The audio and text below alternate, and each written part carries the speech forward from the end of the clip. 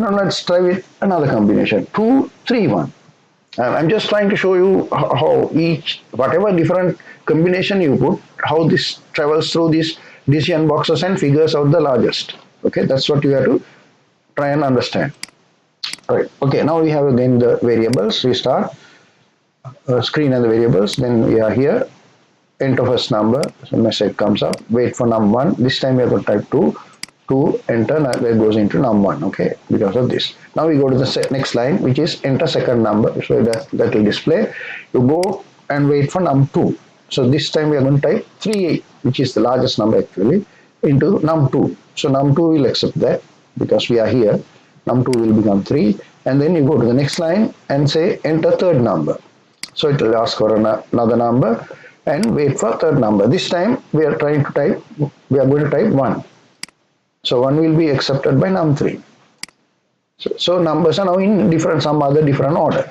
Doesn't matter. Let's go through it's the same NS chart. Okay, nothing has changed in the NS chart. You come here. Now here we are checking. Is num1 greater than num2? No.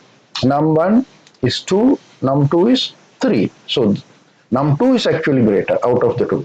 So when you say num1 greater than num2, that is false. So we come to the false side. Now we know num1 is not greater than num2, but we don't know about num3 and 2. We don't know which one is greater. So we are going into checking that. In the false side, we have another decision box which is checking num2 is greater than num3. Num2 is 3, num3 is 1. So is this greater than this? 3 greater than 1? Yes, true. At the moment, num2 is 3, num3 is 1. So 3 greater than 1 is what we are checking here, true. So go to the true side. And in the true side, it says show largest number is, displays largest number is, show num2. Num2 is what? 3. See, again, even though you entered 2, 3, 1, still it picked the largest and displayed. And then we terminate. Okay? Right. Now let's try with 3, 1, 2. I am using all different combinations of these same numbers. Once again, screen and the variables, start, show, enter first number, go wait for num1. We type 3, which is the largest number, first we are typing. So that will be accepted by num1, right? So num1 will be 3. Then you go to the next line, which is enter second number. That message comes up. Then num2 is waiting for the second number. Second number we are going to type 1. So 1 we type and that will be accepted by num2, right? So num2 will become 1. And then you go to the next line, which says enter third number. Okay, then you go wait for third number to num3. So this time we're going to type 2 and enter, that will be accepted by num2. Right, done. Now we have to figure out which one is largest. Okay, so for that we are coming here. And num1 greater than num2, that is true, right? So num1 greater than num2 is true because this is 3, this is 1. This is greater than this is true. So you come to the, after checking the condition, you come to the true side. So in the true side, you check this and say, okay, num1 greater than num3, that is also true because num1 is 3, num3 is 2. So 3 greater than 2, true. So this again says true, and therefore you come here and say, show largest number is large. So that message displays and show num1. Num1 is what? 3. And we come to the end. So again, as you can see, when you even if you enter the first number as the largest, it has through this NS chart decision boxes, it has figured out what to print, and it is printing the 3 as the largest number. Okay, now let's look at another one where we are going to enter 3, 2, 1. Okay, and see how this works out. Same NS chart, no changes. Again, screen and the variables, start, enter first number, we displayed, that is show, then get num1. Num1 is waiting. We are going to enter 3 this time. We are entering in the reverse order. 3 first goes into num1, so num1 gets 3. Then we go to the next line which says enter second number, that comes up, and then it's waiting for get num2, which is the next for this one. So we type 2 and enter, that goes into num2, right? Then we go to the next line, which is enter third number that's displayed, and then you wait for the third number.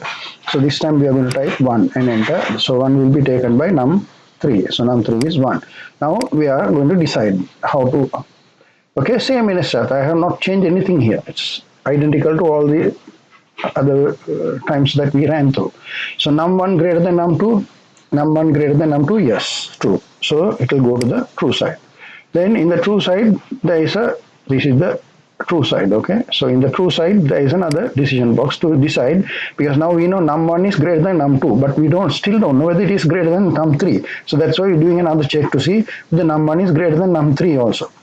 If that is num1 is greater than num3, yes, see, num1 is 3, num3 is 1. So 3 is greater than 1.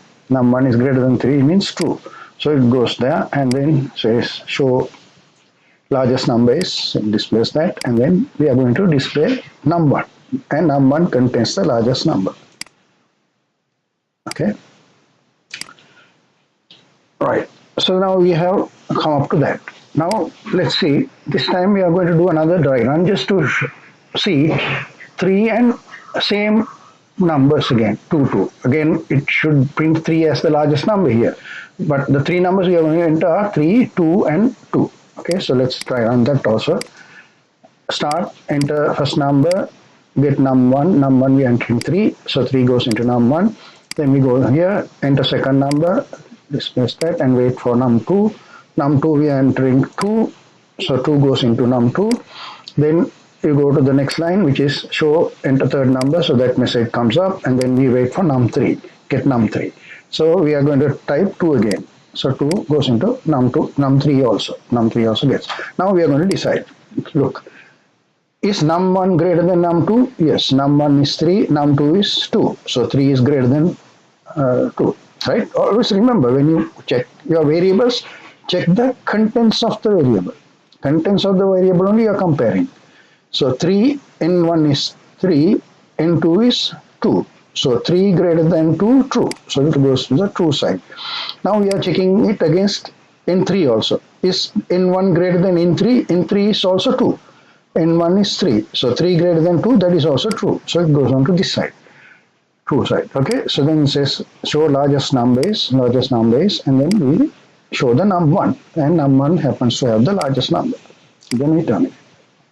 Okay, now let's see the same thing with slightly different. This time same 2 2s and 1 3, but 3 we are entering not as the first number, as the second number.